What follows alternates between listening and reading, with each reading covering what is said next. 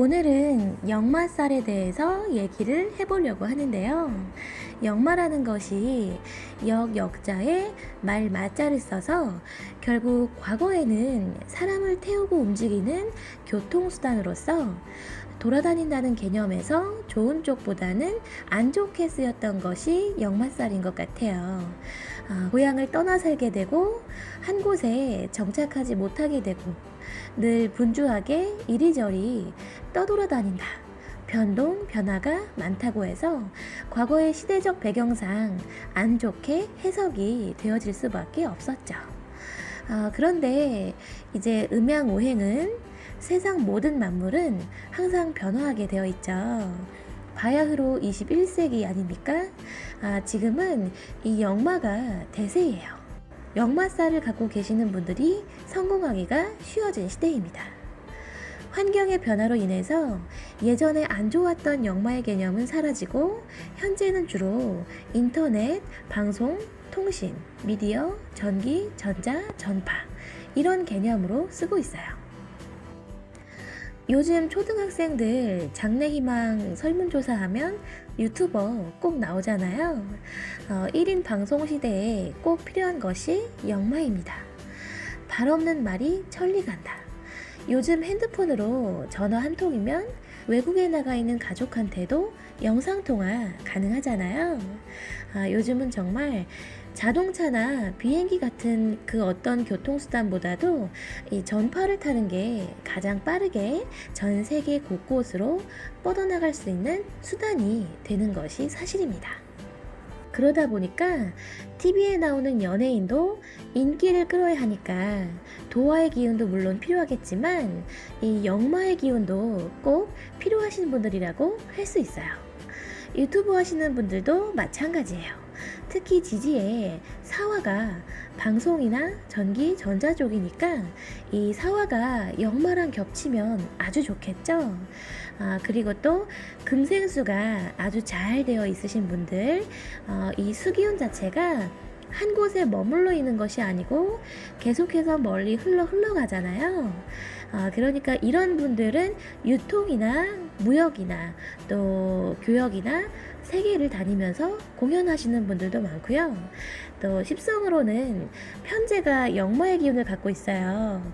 내 사주에 편재를 갖고 계신 분들 혹은 편재 격이신 분들, 기본적으로 편재가 있으면 여행 좋아하고요.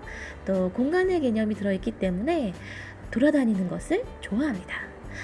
그러니까 인신사회 중에 어느 하나가 편재랑 겹치면 역마의 기운이 더 강하다고 볼 수 있겠죠. 또 축술미도 역마의 기운을 갖고 있어요. 축토, 술토, 미토가 같이 모이면 축술미 삼형살이라고 들어보셨죠? 대륙과 대륙의 충형이기 때문에 해외로 나가시는 분들이 많고 출장 업무가 잦은 분들이 많습니다.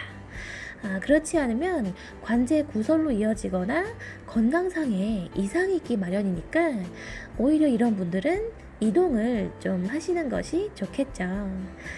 일간 중에는요, 을목일간이 새로 비유가 되기도 하고 기토일간이 오리로 비유가 되기도 해서 을목일간과 기토일간이 역마 성향을 띠고 있다고 보시면 돼요.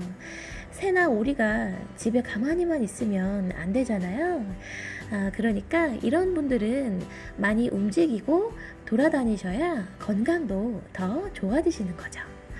그 다음에 이제 지지에서는 오화라는 글자가 그 자체만으로도 역마를 나타내는 글자라고 할 수 있습니다. 자, 그러면 이번에는 태어난 해의 띠를 기준으로 해서 역마를 찾는 방법이 있는데요. 한번 같이 찾아봐요. 돼지, 토끼, 양띠생인 분들은 사화라는 글자가 역마예요.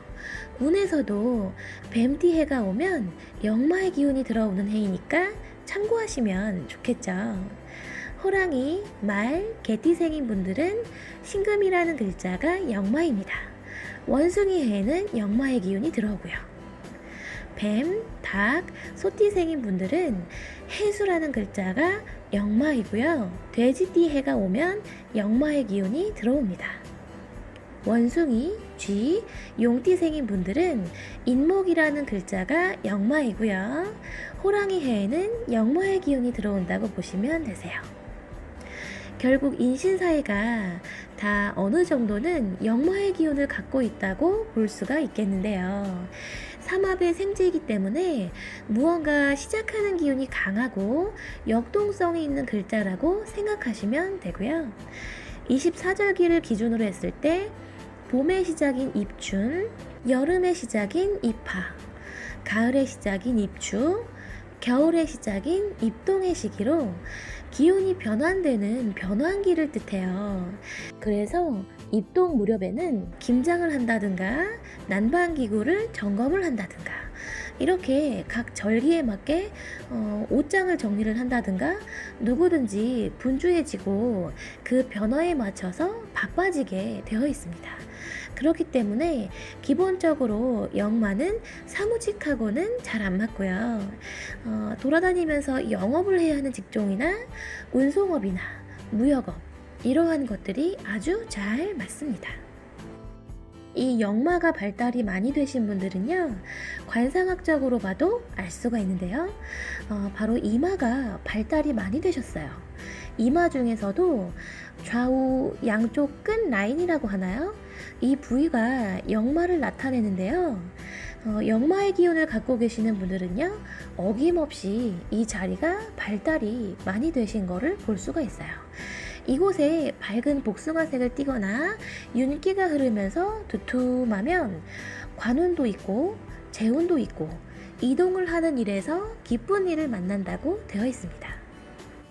그 밖에도 풍수적으로도 이 역마살과 관련한 것이 있는데요.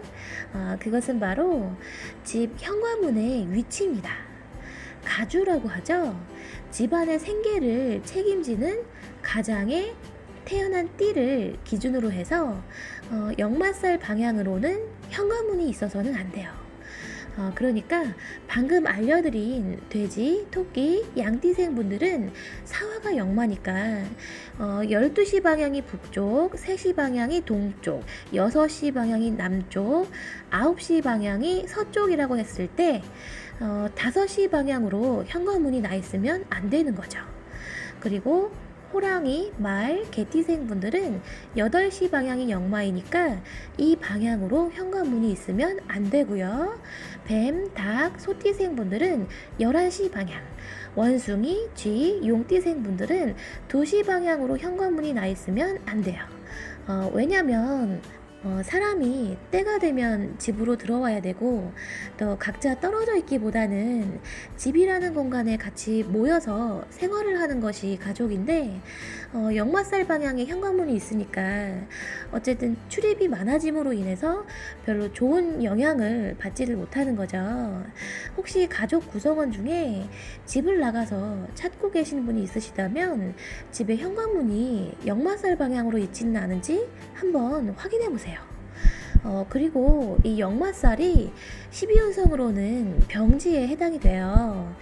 생로병사를 따지면 생체 에너지가 아주 최고점인 제왕지를 찍고 그 다음 쇠지로 한풀 꺾이면서 그 다음에 오는 것이 병지인데 이때는 생체 에너지가 많이 떨어져서 몸에 병을 얻는 것과 같은 상태예요.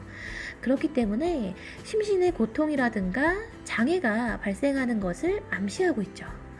그래서 집의 현관문이 역마살 방향으로 나 있는 것도 안 좋지만 매일같이 출퇴근을 해야 하는 이를테면 직장이나 사업하시는 분들은 사업장이 되겠죠. 출근길이 역마살 방향인 분들은 마음에 드는 일터가 아니라는 뜻도 돼요.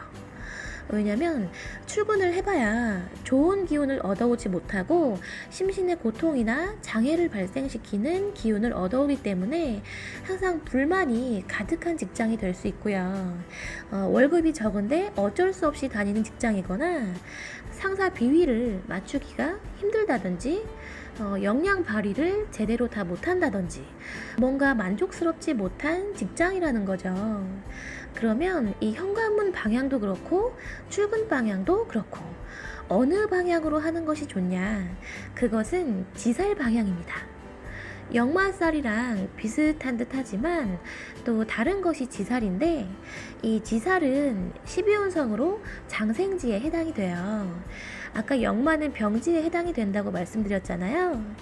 역마살 방향과 지살 방향은 정반대라고 보시면 돼요. 그러니까 현관문도 그렇고 매일같이 출근하는 방향이 지살 방향인 분들은 그곳에 가서 매일같이 생기를 얻어오는 것과 같고요. 역량 발휘도 잘 되고 금방 성공으로 가는 지름길이 될 수 있는 것이죠. 이렇게 해서 오늘은 역마살부터 지살까지 비교해서 한번 알아봤는데요. 오늘 영상이 도움이 되셨다면 구독과 좋아요 꼭 부탁드리고요. 저는 다음 시간에 또 재미있는 이야기로 찾아올게요. 지금까지 시청해주셔서 감사하고요. 오늘 하루도 수고하셨습니다.